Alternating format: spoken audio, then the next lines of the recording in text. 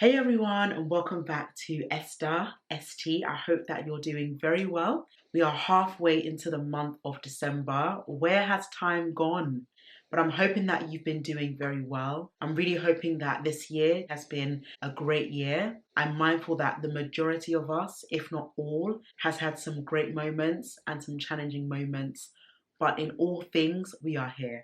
And that is what matters. In today's video, I want to talk about learning how to enjoy God's silence. This is a very deep topic that at times we don't always want to acknowledge because silence to some of us may feel like nothing is happening. What am I doing in my life? Where is the direction of my life taking me to?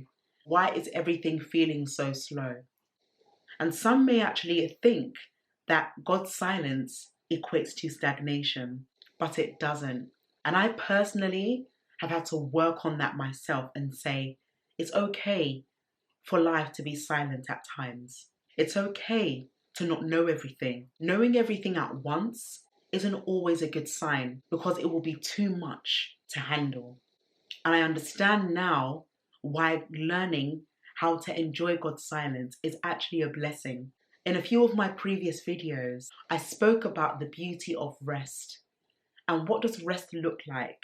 It means taking time out of your busy schedule to actually rest, to sleep well, to come off social media, to take time off work and just be present with yourself, being intentional about your mental well-being and your personal development.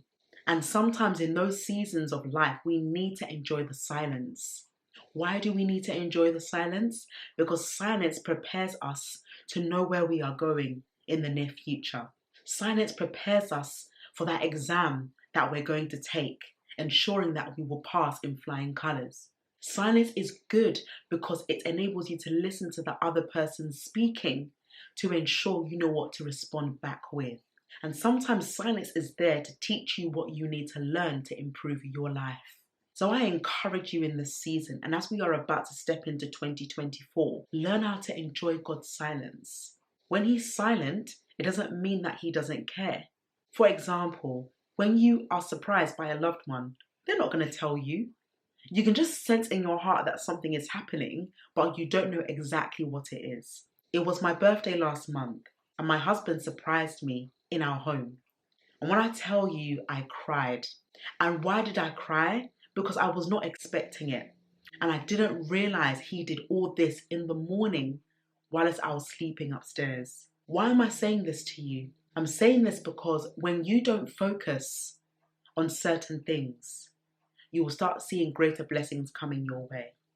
I genuinely thought that we were just going out for a nice lunch and nice dinner, which we did. But when we came back, that's what touched me the most. And I realized that it's in the silent seasons when you're not looking and when you're not trying to know things, that's when you start enjoying your life more.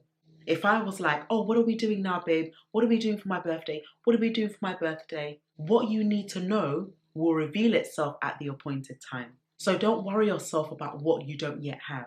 There's always beauty in being still as well. I love Psalm chapter 46 verse 10, which encourages us to be still and know that He is God. In this season of your life right now, what are you struggling with? What are you trying to do that is causing you not to heal?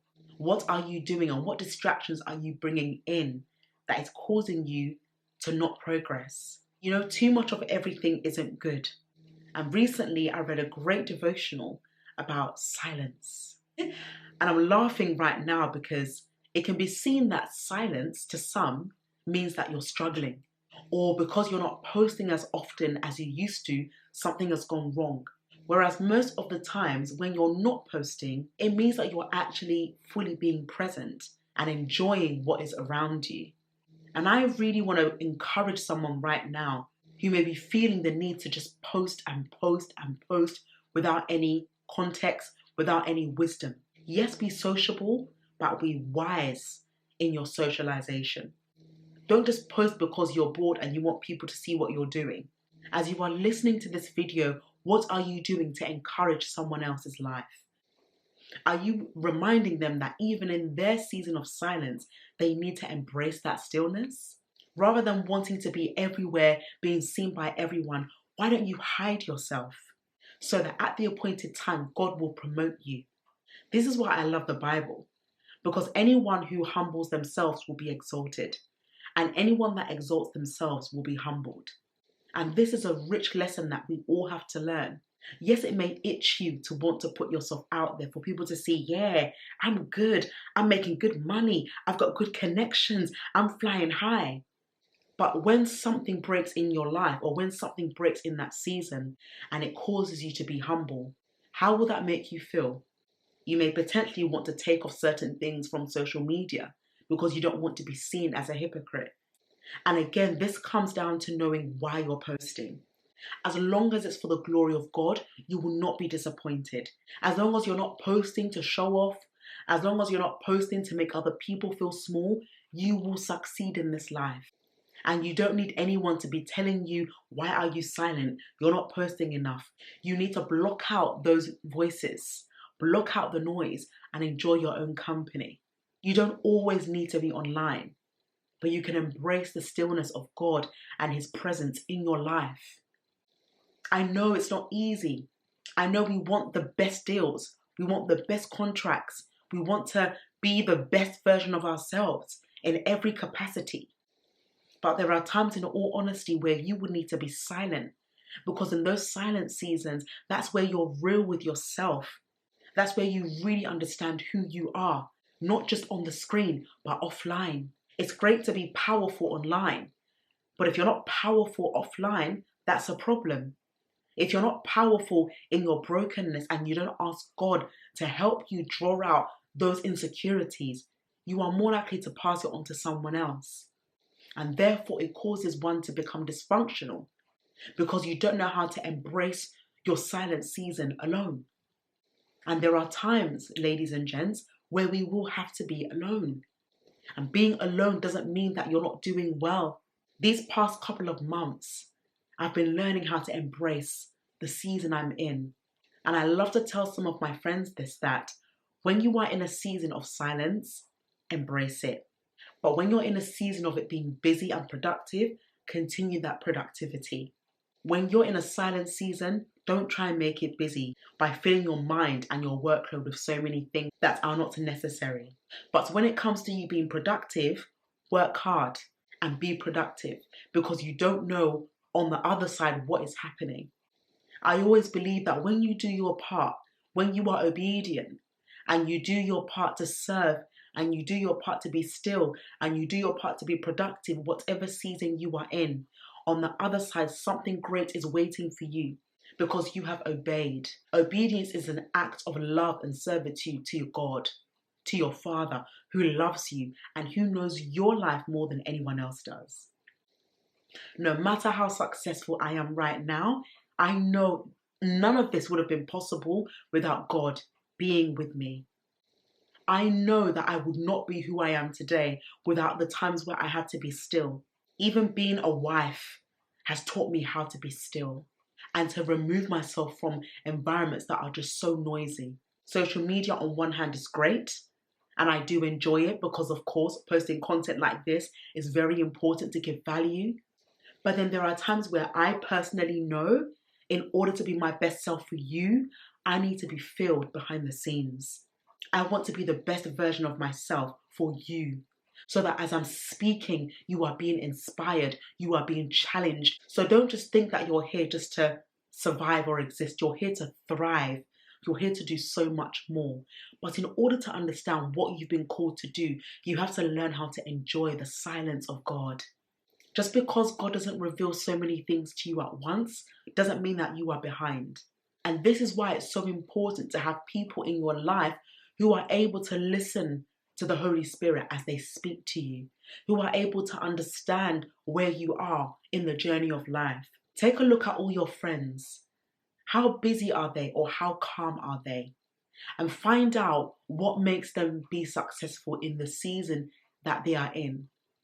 You will have friends that are doing very well. You will have friends that are in quiet seasons. Both are beautiful seasons. I've had seasons in my life where it has been very busy, and I've also had seasons in my life where it's been quiet.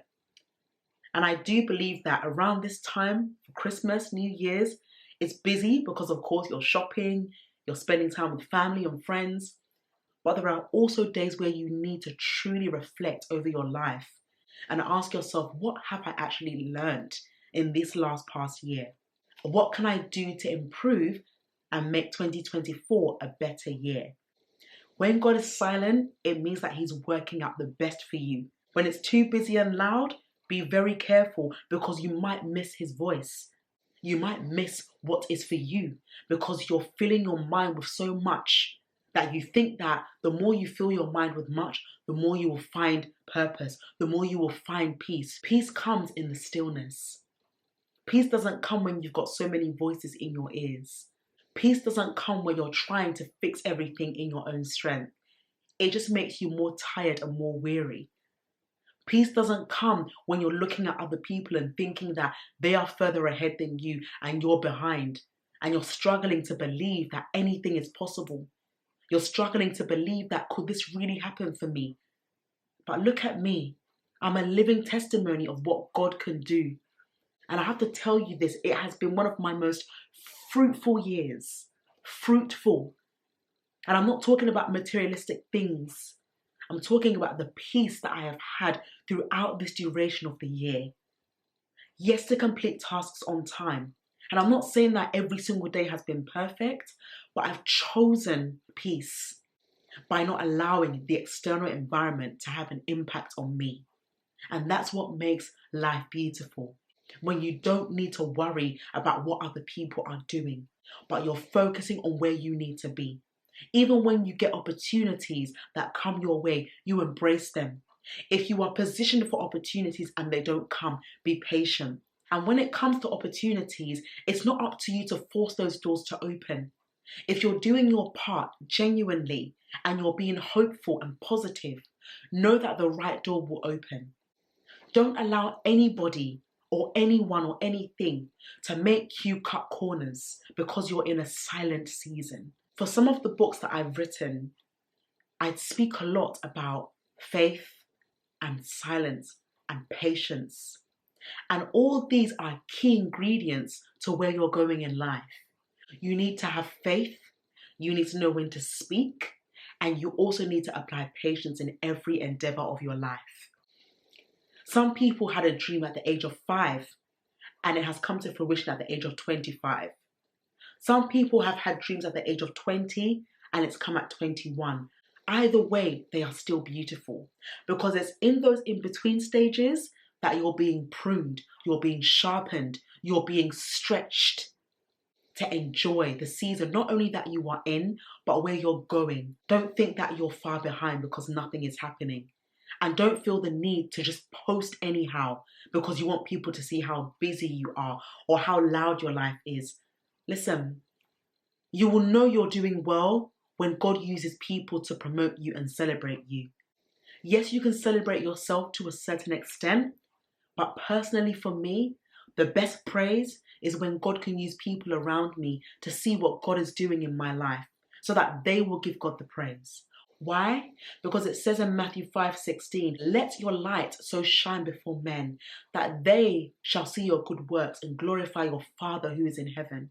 So other people should see that light shining in you, that light of humility. Humility does not mean that you're weak. You're actually wise, being humble. And the majority of the times, it's the people who are humble that rise to the top. So I encourage you as we wrap up 2023, embrace the silent seasons of God. Enjoy His presence in His word. Soak yourself up with the word of God. Declare those promises over your life. Sit back and allow God to work. He will work for you. He will do what you cannot do, what other people cannot do. Those who have promised you opportunities, deals, and they haven't come through is for a reason. You're not meant to chase them. You're not meant to run after them. You're meant to run after God. I want to leave you with Psalm 16. In God's presence there is fullness of joy, and at His right hand there are pleasures forevermore. Thanks very much for watching this video. I'm praying and believing that you were blessed, and I look forward to seeing you in the upcoming video. Have an amazing day and take care. Bye bye.